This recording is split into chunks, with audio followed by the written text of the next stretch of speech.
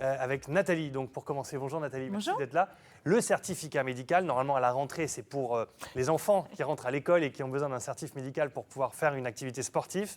Mais il n'y a pas que les enfants finalement, même les adultes de manière générale. Oui. Il y a aussi les animaux.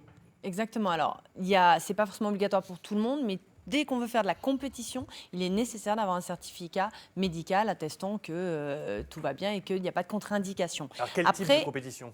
Alors, les compétitions de l'agility, par exemple, qu'on fait de l'agility, les chiens, alors c'est plus les terre-neuve, les chiens d'eau, quand ils veulent faire leur parcours, c'est pareil. S'ils veulent concourir, on a besoin d'avoir des certificats médicaux pour être sûr qu'il n'y a pas de contre-indication. Voilà, là, c'est les activités un peu... Voilà, là, on a un peu tout... Alors, on va prendre ça va tourner tout le temps. Ouais. Donc, là, si on voit, c'est des parcours d'agility, ça. D'accord. Donc, l'agility, c'est un parcours d'obstacles et l'animal va, son maître court en même temps. Donc, on peut être l'effet limitant, hein, le maître. Hein.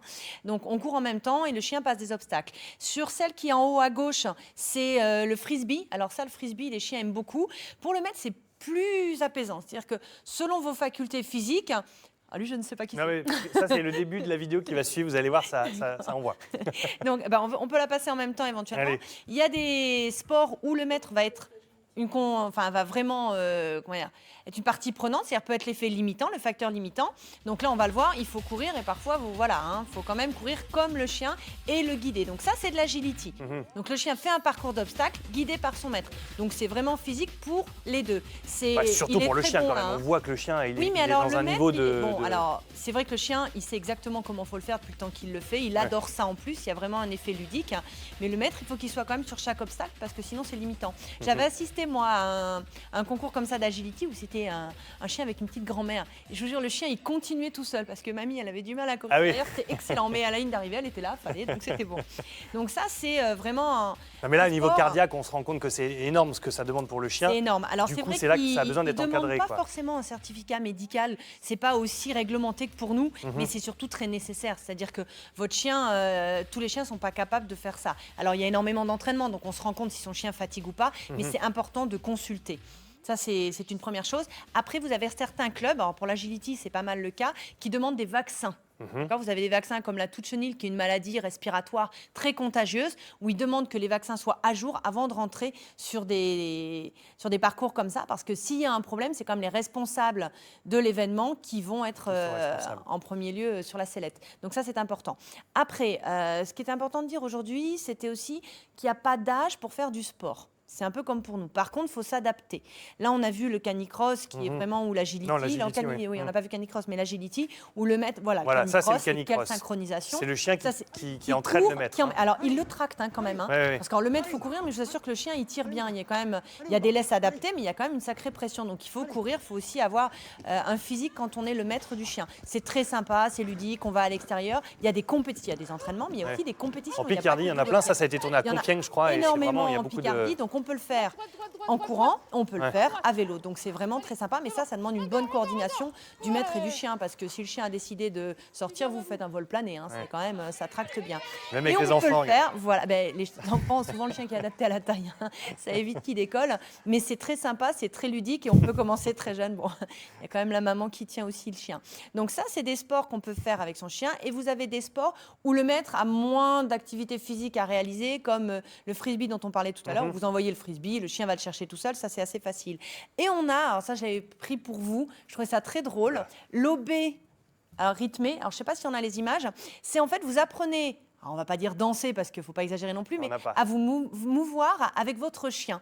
Donc en fait, c'est le maître et le chien qui bougent ensemble, donc ça demande une énorme coordination. Il faut savoir quand même que ces sports, ils sont basés sur l'éducation du chien, ça le canalise. Donc c'est vraiment des sports qui sont très intéressants, même au niveau comportemental pour le chien, pour le canaliser.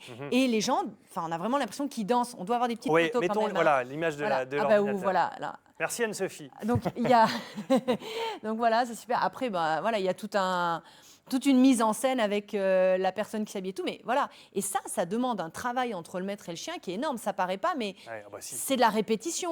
On voit beaucoup ça chez les chevaux, mais maintenant ça apparaît sur les chiens. Nous, il y a des compètes là-dessus, donc on n'arrive même pas à leur faire donner la patte. Alors imaginez. Voilà, ça demande du temps et une très très bonne coordination entre les deux. Alors pour en revenir un petit peu au médical. donc je disais tout à l'heure que même des chiens arthrosiques qui pouvaient faire aussi du sport, il faut juste s'adapter. Donc la consultation, elle va avoir pour but de dire voilà, il peut ou il peut pas au niveau cardiaque, il peut pas au niveau locomoteur, et sinon lui donner les moyens de pouvoir. C'est-à-dire que l'arthrose, c'est vraiment l'allié de la sédentarité. C'est-à-dire que si vous faites rien, vous aurez de plus en plus mal. Un chien arthrosique qui a une bonne masse musculaire va avoir nettement moins de symptômes. Donc il n'y a pas d'âge pour commencer du sport, il faut juste s'adapter. Pour faire clair, pour les âgés comme les jeunes, comme pour nous d'ailleurs, il faut faire 10 minutes de chauffe et 10 minutes de relaxation en fin de sport. Et chez l'animal, chez nous, ça va être les étirements, etc. Chez l'animal, c'est la marche en laisse courte. Alors moi, je dis aux gens, c'est à l'aplomb de la jambe. C'est vraiment au pas. Il n'y a qu'au pas que l'animal va pouvoir vraiment développer toute son articulation, la chauffer ou la décontracter en fin de sport. Donc ça, c'est important. On fait donc attention à tout ça, mais c'est, j'imagine, au moment où on arrive pour faire la compétition ou l'entraînement de sport, que sont demandés ces certificats médicaux. Oui, alors tout le monde ne le demande pas, le carnet de santé, oui, avec les vaccins, mais il faut l'avoir. Par contre, si vous faites des compétitions où ça demande vraiment un physique comme les chiens sauveteurs, nageurs en mer, là, c'est obligatoire avant. Et c'est très important. On peut avoir affaire, même un chien qui a un souffle cardiaque, on voyait un petit cas avec King Charles, ça ne contre-indique pas à 100% le sport, mais ça demande de prendre des précautions.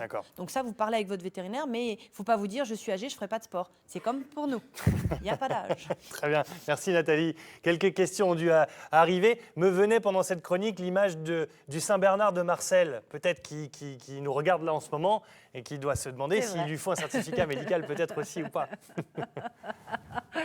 Alors nous avons eu Thibault en effet sur notre mail 9h50hdf@francetv.fr quelques réactions, pas vraiment de questions mais des réactions qui confirment tout à fait ce que nous dit notre ami vétérinaire, puisque Claire a découvert il y a quelques années au Val-Joli le mushing, les courses de chiens de traîneau.